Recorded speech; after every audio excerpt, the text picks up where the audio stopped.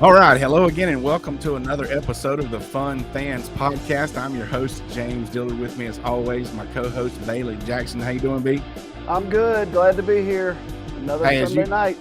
Yeah, another Sunday night. Hey, as you can see, we got a special guest with us, softball pitcher Brooke McCubbin. We're going to talk some golf, a little bit of pro golf, and some fun fan style golfing. We're going to give a quick, short update on college baseball, and there's some NIL drama going on, so we're going to talk about that, some hot topics, and we're going to give away some merch. But first of all, the Fun Fans are a proud part of the Fanboys Fangirls Sports Podcasting Network. If you're a true sports fan, the Fanboys Fangirls is perfect for you. Find various nationwide podcasts and other sports media at thefanboys.com and all forms of social media. The Fun Fans Podcast is the official podcast for Clemson fans. And Bailey, what's our official place to dine? Reuben's Food, Sports, Spirits, and Catering, the best wings around, with 2 locations in the upstate, 1083 Batesville Road in Greer, South Carolina. I went right by there the other day.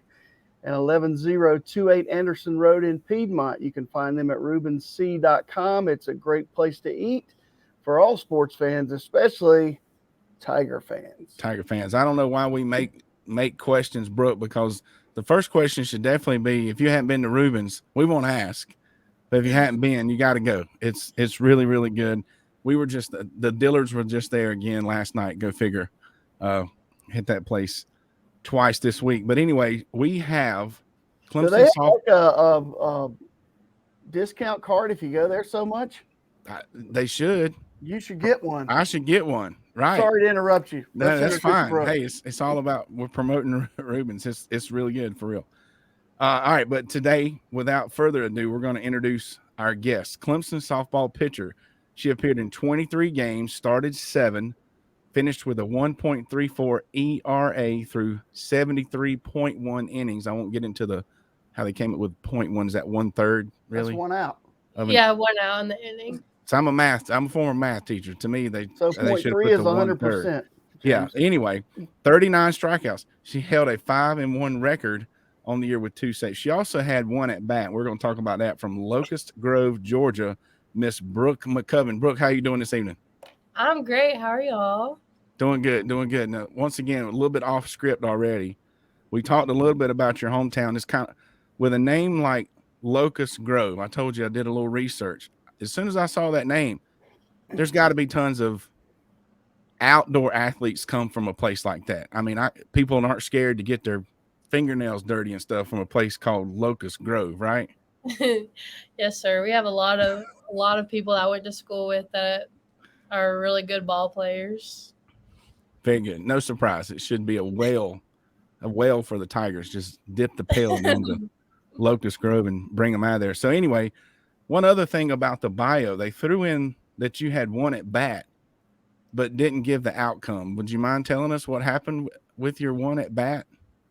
I'm pretty sure I probably struck out. If you're not sure, it was a hit. Yeah, or a home run. I can't quite remember. But I don't really get to hit all that often. It's kind of like hey, Brooke goes in there, like, let's just see what happens. In the fall, I got thrown in there, and I hit a home run, and then I hadn't been able to hit a ball since. So yeah, I thought it was interesting. They kind of threw that in there, had one at bat. But those are the pitching stats are definitely very impressive for the Tigers this year. So Brooke, you're from Georgia, and where is Locust Grove? So if you're thinking about Clemson's here, Atlanta's like here, and then Locust Grove's like right here. I live like 45 minutes south of Atlanta. All right. So I live in like middle Georgia. I got it up on the map right now. So that's just south of Athens, Georgia, too. So tell us how you ended up at Clemson versus somewhere else. Yeah. So I just really liked Clemson. I like their facilities. I like the town. I really like the coaches.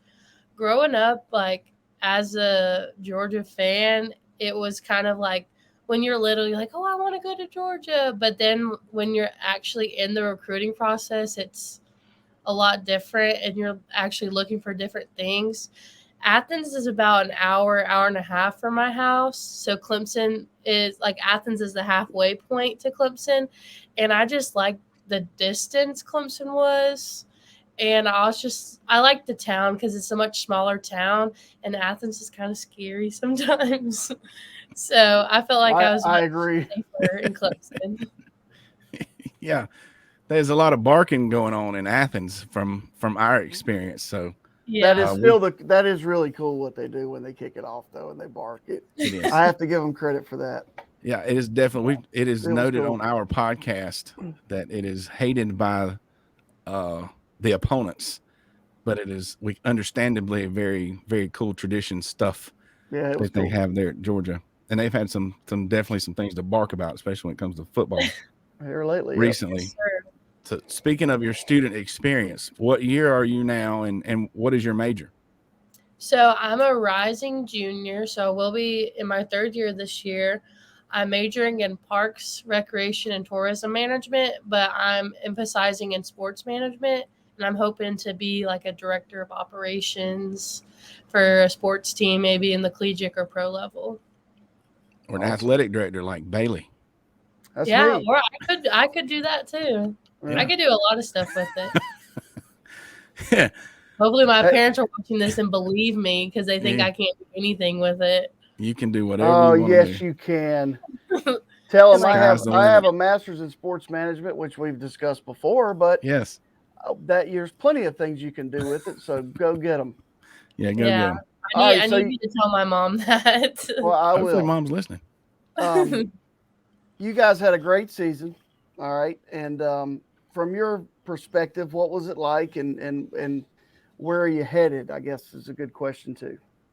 So as a new program, just playing like one of the top teams and like competing with them was like a really eye-opening thing because we had gone through kind of a rut. We started off on a really high note and then it kind of slowly just went into a rut. And then I thought we ended on a high note, even though we lost. But it was just kind of eye-opening and gave us some more confidence because a team that has been dominating college softball longer than you've even been a team is very, like, I guess threatening. Like you just don't know like how you're going to do. But I thought this year went really well. And I think we're only going to get better from this year and this experience playing Oklahoma and the Super Regional. Yeah, and that looked like a heck of a place to play too. You know, it was it looked like it was all Oklahoma except for one little section of Clemson fans. Yeah, and it was just our parents. Right.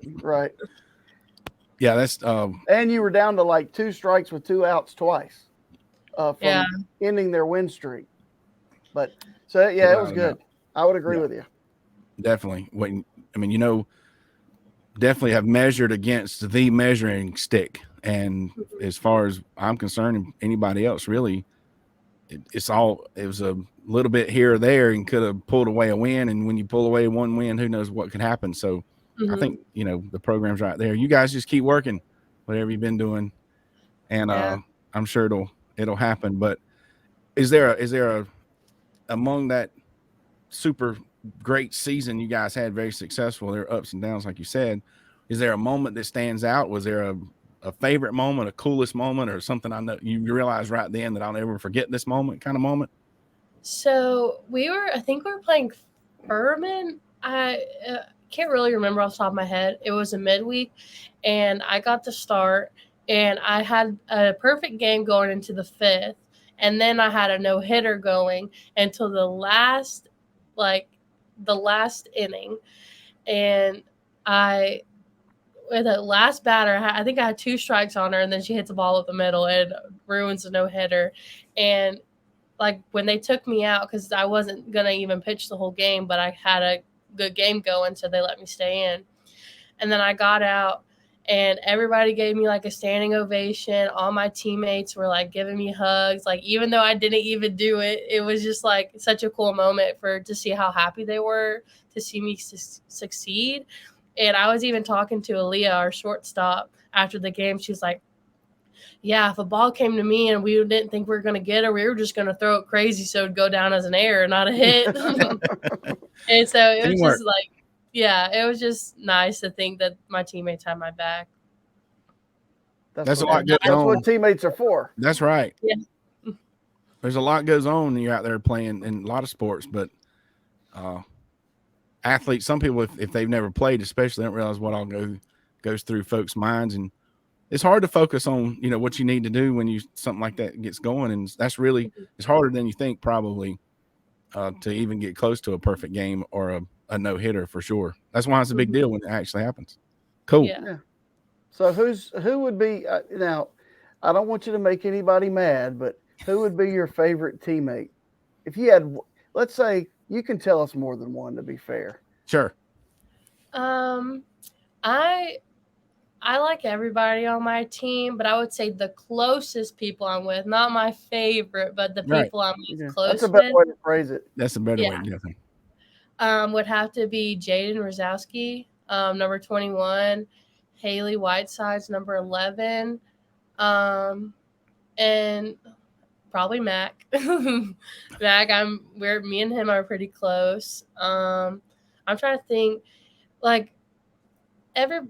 feel like I'm friends with everybody, but I would say Jaden, if something happened, I'd be like, oh, Jaden, guess what happened, kind of thing.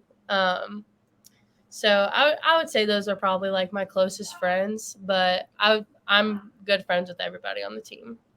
Very good. Yes, that's a perfect segue into the next question. For those of you that missed last week's show, Mac is not a player. And his last name is Dog, but we've established that it's Mac McLaughlin. Okay. McLaughlin. Mac. Very simple. He's from Seattle. He's the manager for the softball team. He's the team manager, the number one hype softball guy ever, right? Mac Dog on TikTok. Yeah, and we're gonna. This isn't really talking about him, I don't think. Whatever, but we're just a legit question. He seemed like a really, really good guy to me and Bailey. Like I say, we're high school administrators and whatnot. And we like to see the future of America, and we get in, want to help kids all we can. But since you know him, is he really as good a guy as he seemed to us, or you think he was just putting on? Oh, he is? Okay. He's so sweet and kind and genuine. So my birthday is one day before his, and we were like, we're not getting each other birthday presents. We're not going to do it because it's fine. We're not going to get each other birthday presents. And he went out and got me a birthday present, even though we said we weren't going to do it. And then on Valentine's Day, all the girl coaches, all the girl managers, all of us, he bought all of us roses and wrote all of us handwritten note saying Happy Valentine's Day. I'm so happy I met you, that kind of thing. And saying things that he loves about us. And it's just so sweet. Who does that? I don't know. It's just so sweet. Mac Dog. Maybe I do. I don't know. Maybe. I don't know. But we were all oh, Mac. Yeah, Mac seems like a good guy. Good job, Mac. I roll. All the other guys are eye roll emoji. If a girl broke his heart, we are all after her. Yeah. Keep the bats away from you guys if that happens. Yeah. So you're very busy with softball and everything going on, but do you go to other sporting events at Clemson? I really like to go to baseball games. I love watching baseball. I want to make it out to a basketball game. I'm just so tired, all the time. I just haven't gone. I've been to a few women's and men's soccer games. I love those. I don't even like soccer, but I love going to the games. I can't watch it on TV. I have to be there. I used to play lacrosse in high school, so I really want to make it out to some of our lacrosse games. It's just kind of hard because we're in the same season as them. Right. But, yeah. Cool. Very good. Yeah, I don't know if you were with them, but we asked this question of even the former players, and we've gotten some interesting answers because they talk about how they really couldn't because they were too recognizable kind of thing. Mm-hmm. A lot of times because of their size, whether basketball, football. We sat behind PJ Hall and a couple of the basketball players at the first baseball game in the series of the regional. And nobody was really hounding them or anything, but they didn't stay long. But of course, there's pictures of them posted all, hey, look who was here, whatnot. But my daughter and I was at the girls basketball game, playoff game, and you guys walked in.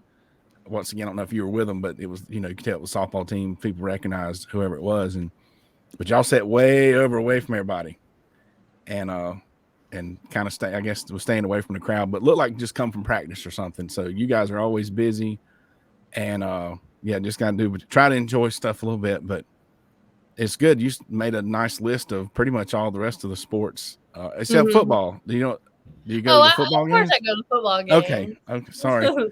It's a no-brainer. That's a given, though. That's a given. We're in section C. Is that right, Bailey?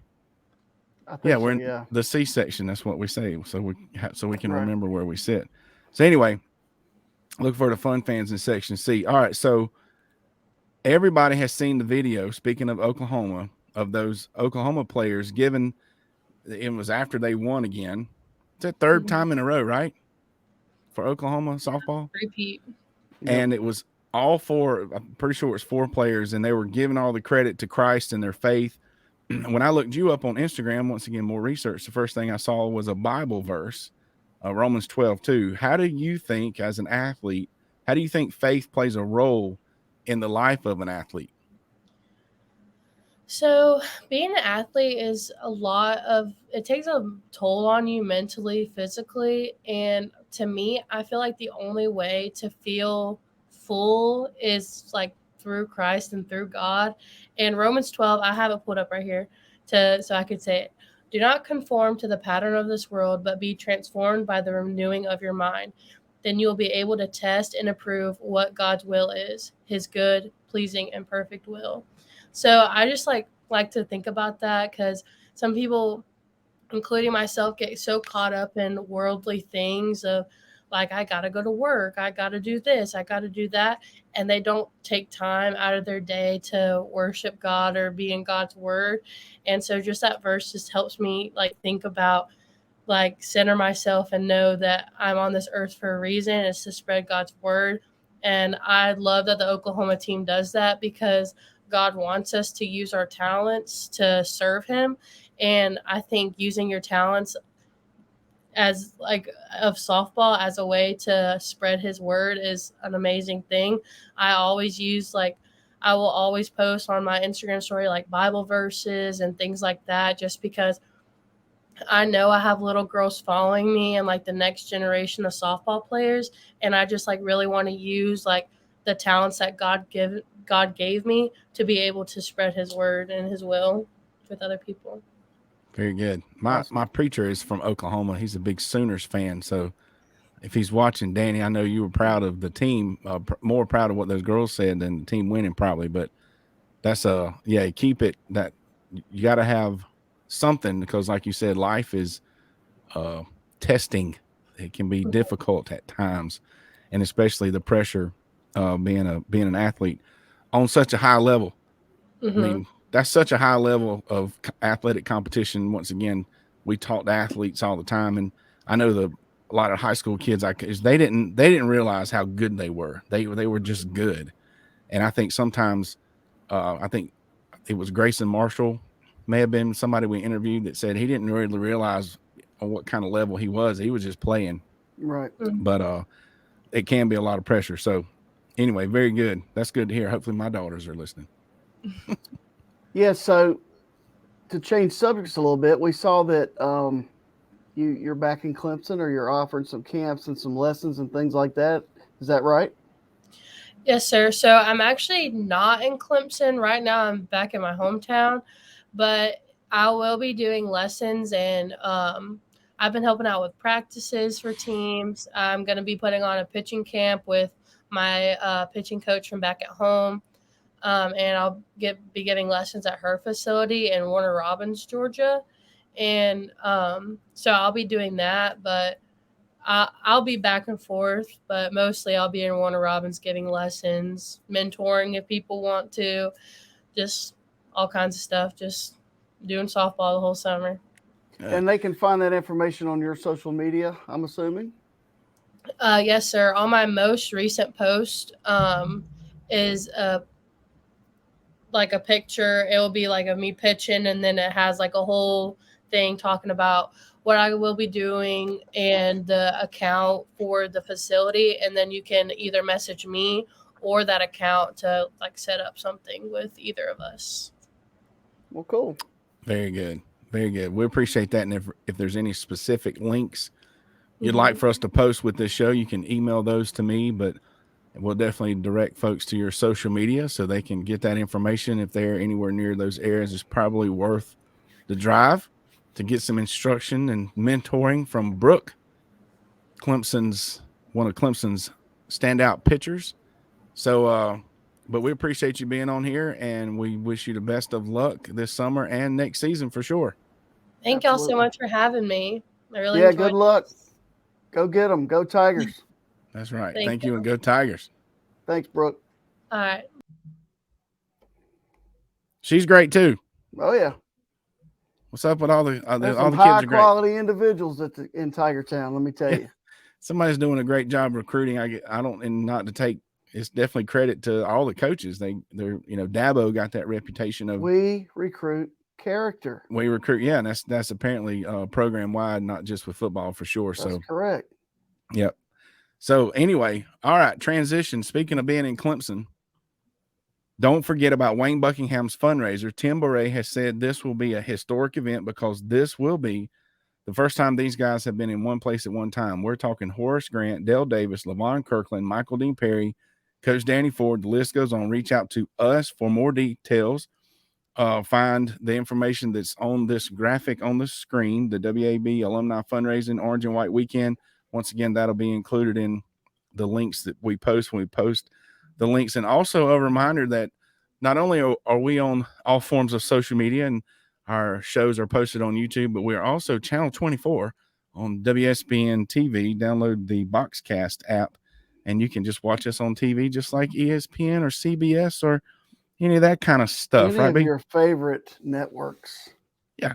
Yeah. And I don't have my True Victory shirt on, but everybody sees that ticking across the bottom. So, Bailey, we want to do just a quick update on baseball. Even though Clemson's out, we're good sports coverage-ish people, right? Yes. Is there at least one game we want to point out? All right, so Florida swept the Gamecocks this weekend. All right, that concludes the fun fan coverage and punched their ticket to Omaha, Nebraska. And 2 ACC schools actually did as well. Wake Forest swept Alabama, beat them 5-4 in game 1, and then 22-5. So they must have went for 2 after the third touchdown. Alabama laid down. And then Virginia actually beat another ACC school, Duke, after losing the first game, beat them 2 times in a row to advance. So there are 2 ACC schools in Florida that have nailed down a spot in Omaha, and I'm looking quickly. LSU's up 1-0 in their series. They're in the bottom of the 6th. It's 5-3 LSU over Kentucky. Oral Roberts is up 5-4 in the top of the 7th at Oregon. That is the championship game of that super regional. Yep. And Southern Miss and Tennessee are tied 1-1 in their super regional. And then Stanford and Texas play game 2 tonight at 9 p.m. Texas holds a 1-0 lead. And that's the deciding game. Tennessee's game tonight is the deciding game for them. No, I don't think it's tonight, is it? I'm pretty sure. And then the last one you mentioned, they've only gotten one game in. There must have been some weather or something, but so they're a little bit behind. I think Tennessee, Southern Miss play tomorrow. They played today already. And then other games tomorrow could be, if necessary, LSU, Kentucky, and if necessary, Texas and Stanford. So, well, speaking of LSU, and since this is the Fun Fans podcast, I saw, to me, the important highlights was lots of tailgating going on down there in the Bayou. So props to the LSU baseball fans for getting it done outside of the stadium. In other college sports news, name, image, and likeness is back in the spotlight. Here's a quote from NCAA President Charlie Baker. He said he wants a federal law to regulate the way college athletes can be compensated for endorsement deals that creates a registry of deals, agent certification, and uniform contract standards. The quote is, I think it was a big mistake by the NCAA not to do a framework around NIL when they had the opportunity to. Charlie and Baker. I said this months ago on this program. I mean, I hate to say this, but anybody that would really think that anybody, and I don't mean this in a bad way, especially for the kids. I'm talking about the other people. It's documented. Go back and listen to our podcast when all we talked about was NIL for an hour. The people that were going to make money besides the kids were the ones that were like, just do it. They need the kids. They should get the money, blah, blah, blah, blah, blah. Every other adult in the world knew that there should be some thought process to go into this thing. And now we said this back in January, they're going to have to try to back up and punt. But yeah, so that definitely. I said that if the Nick Sabans and the Dabos and those people in this world got involved, that there would be some serious changes made. The problem is it's a state versus federal issue. Okay. I'm an old social studies teacher. There you go. All states are making different laws about how to handle this. So most of the schools that are benefiting from this are state universities. Yep.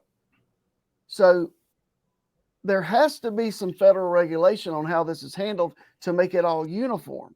Because if you don't, and then at the same time, nobody knows what anybody's getting. There's no transparency. Correct. So that ought to be, if you play at a state school, that ought to be public knowledge. Just like our salaries can be looked up online right now because we work for the state of South Carolina. All right. We knew this was going to get out of hand. Now you continue, and then I'm going to go on another rant. All right. So, and like Bailey's saying, the thing is, whether people want to rein it in or not, the federal at some point, the federal organization that you would rather stay out of it the most is definitely getting into it. The Internal Revenue Service, that the IRS told the NIL to hold my BER. I almost couldn't spell beer. Anyway, IRS says donations made to nonprofit NIL collectives are not tax exempt. So these collectives that have formed, including the one at Clemson, where they've tried to create an IPTAID-like organization where they can just turn around and give the kids money, and then everybody realized, hey, that's just pay to play. Right. And now they probably sold it with the idea that they could write it off. Correct. Or the donors definitely could write it off. The kids could probably, who knows what they told them. But now the IRS is saying, that's a negative, Ghostwriter. You can't make a donation, turn around and say the quote from one, they didn't name this athletic director, but he says she says, what I tell my donors is, what charity are you donating to? You're not. You're lining kids' pockets to keep them at your school. That's not a charity. That's a way to get around tax laws, which leads to tax evasion and opens a whole different can of worms for donors. I'm sure glad we didn't do it. So there you go. Name, image, and likeness. Okay. Has turned into a big old mess. We're 28 minutes into our program, and I'm going to go on a brief little talk here. And I've said this before, and I understand when kids go to play, let's hypothetically speaking, a Clemson football player, it could be any school. When you go to play football there, you go to play football because you like to play football. You're good at playing football. And playing football at a high level is going to get you a scholarship worth about $150,000. Then you're going to go eat at the football facility. Okay. You're going to eat. The chef is going to prepare for you what you would like. Yes. Every time you go in there. You could drive a golf cart. You could drive a scooter. You could drive whatever. You can go out back and shoot basketball. You can go play putt-putt. You can play wiffle ball in the wiffle ball field. And that's fine. It's fine. But that's I know you make the university a lot of money, but you're getting a lot of money in benefits. Correct. I think. And I mean, people will argue with me. I know they will. That's fine. I'm just saying if you want to keep it truly amateur, then we got to figure this out where every bit of money that comes into a university is split equally among every athlete. Well, it goes back to, and like I said, we did a show on this. People can go if they want to hear the full hour of our opinions. But my impression of NIL, whether I agree with it or not even getting into that, is name, image, likeness. Kids would get a cut of what the school was selling / making that had their name, image, and likeness. And if that's some portion of the TV revenue, even then so be it. If they make it out on the field, they're like an actor, pay them a small percentage, whatever. But definitely if they're selling Trevor Lawrence jerseys for $80, give Trevor $8 for every jersey that got sold. Or if they're on the cover of NCAA football 2023, whatever. Yeah, but it definitely did not stay at that level. It definitely got out of hand. And the bottom line is, whether you like it or not, the government's involved, and the IRS is going to have some say so. And just to make a prediction now, as far as what's going to happen at this point, I think folks at colleges, like you said, the Sabins and other Dabos and other big colleges of the world, they're just going to find another way, right or wrong or indifferent, to what looks, legal, ethical, etc., to encourage a kid to come to their school, is my prediction, until somebody says, no, you can't do that. And they're going to reel it in a little bit more. So that's just my prediction. How do you think the colleges are going to handle this at this point? I think there's going to be more oversight. There has to be a rule book.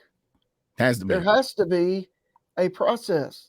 They put the whole system in place before the process was in place, because it's a brand new concept.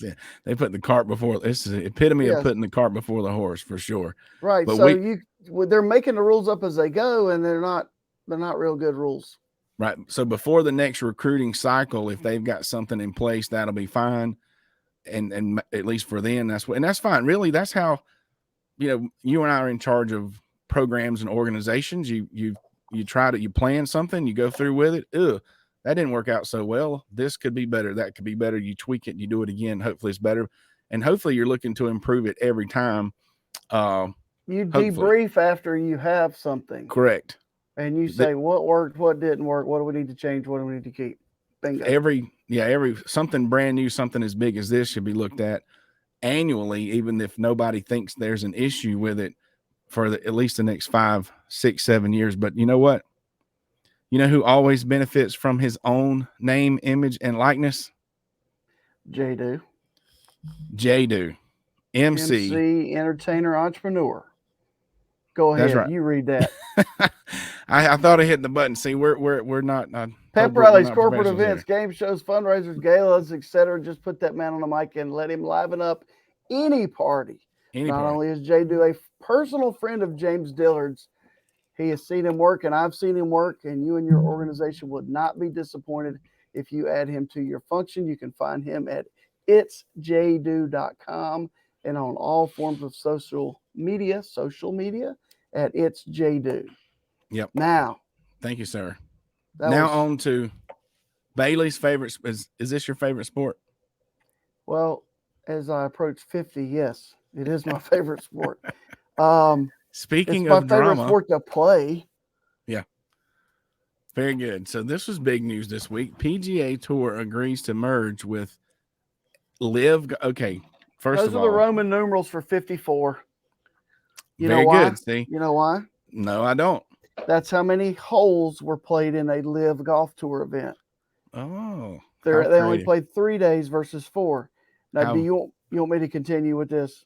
Well, first we got to show the fans how we went and did our research. We both did some research. So knowing that there was drama going on, the fun fans, there was a PGA event nearby, and we were lucky enough and blessed enough to be able to visit the BMW Charity Pro-Am golf tournament. And there's me and Bailey in front of our future X7 maybe, and a couple of things of interest that we saw. Just if you're not from the South, if you can see that sign, the guy that's keeping the crowd quiet, the sign says "Hush, y'all."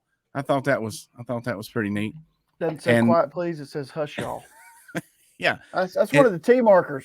And it's T marker. Look at these T box markers. How cool is that? Little bitty X7s. And if you don't know, every X series in the world is assembled here in Greer, South Carolina. And I have toured the plant. It's pretty cool. Fascinated with the T markers. I'm telling you, I thought that was cool. So Bailey and I were extremely lucky and blessed to have a friend of Bailey's, Phil. We'll talk about Phil again in a minute. Hooked us up with some member passes. So we were in the member area, and there's a video of our view.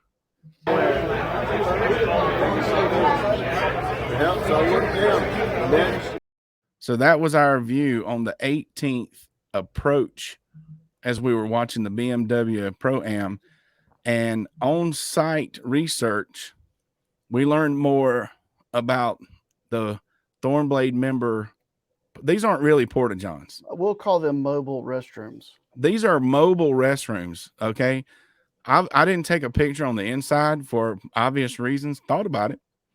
But it literally was like a normal bathroom, running water, rolled right up to the tent there, right outside the 18th green. So it's as nice as the one in my home.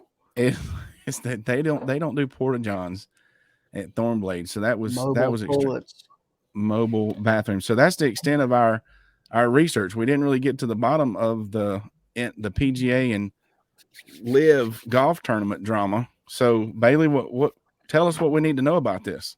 All right, so just for the people out there that don't know, a couple years ago, a Saudi-based conglomerate started a new golf tour with Greg Norman as their commissioner, and they offered millions of dollars to the top players in the world to join their tour. Well, the PGA Tour said, hey, if you join that, you can't play on the PGA Tour anymore. So it's a long story. And, you know, the Phil Mickelsons, the Brooks Koepkas, the Dustin Johnsons, they went and played on this tour. They were guaranteed millions, $100 million. No matter where they finish. Correct. Because they had appearance fees, and they had these, and different players were given different amounts to sign with them. So, like NIL deals. The Saudi Arabian Sovereign Wealth Fund is a fund.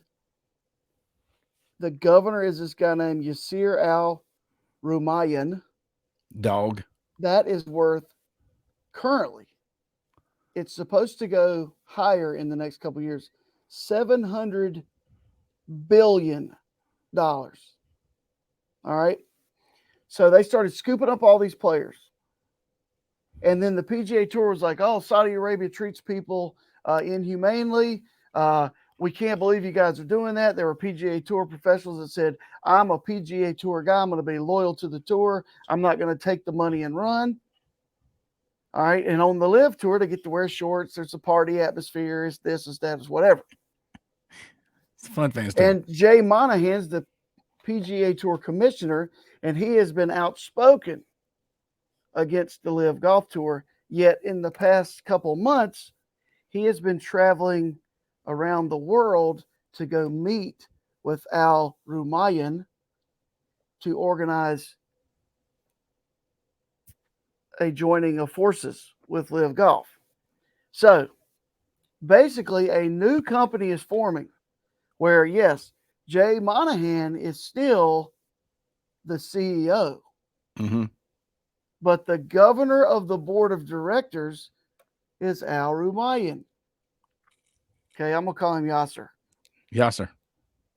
So the PGA Tour has been under all the scrutiny about being a monopoly. They get looked at by the federal government for antitrust violations because it is. It's just like the NFL years ago with the USFL. It's just like baseball's been sued for antitrust because there is no competition for that league. Well, now they've created an even bigger conglomerate because they also brought in the DP World Tour, which is basically the European Tour. And so now all these players that didn't leave and were loyal to the tour are going, we should have left. Should have left. But those ones that stayed are going to get equity, and they're going to have equity in the new company. The ones that left they won't get any equity because they got their money up front. And then they will have to apply for reinstatement, and the same rules the PGA Tour put in place for those guys coming back will stay in place. So it's kind of a shady deal that went around. Like, they met in Venice, they met in London. It's kind of shady, but at the same time, it's financial, because now the Saudi Arabian oil group will fund the PGA Tour. So, and they'll be able to raise the prizes, raise the purse, and and they'll get all the TV. I mean, if they're one organization, they'll get all the TV, they'll get all of everything. Yeah, LIV Golf was not making any revenue. All right, they didn't have to. They were on the WB. The CW. Sorry, the C-Dub. Yeah, which is not even a network, really. And anyway, but golf is amazing to watch. If you didn't watch it today, there's a reason it's amazing, because Canadian Open this week hadn't been won by a Canadian since 1954. A guy named Nick Taylor goes out there. He plays a 4-hole playoff, and he drains a 72-foot eagle putt to win, and the place goes nuts. They rushed the 18th green. It was classic, instant classic. Instant classic. Well, I do not disagree. On a personal note, I played 6 holes. For anybody that don't know my background, I've had back trouble a lot. The past 4 years have been extremely difficult. 2 surgeries, nerve damage, etc.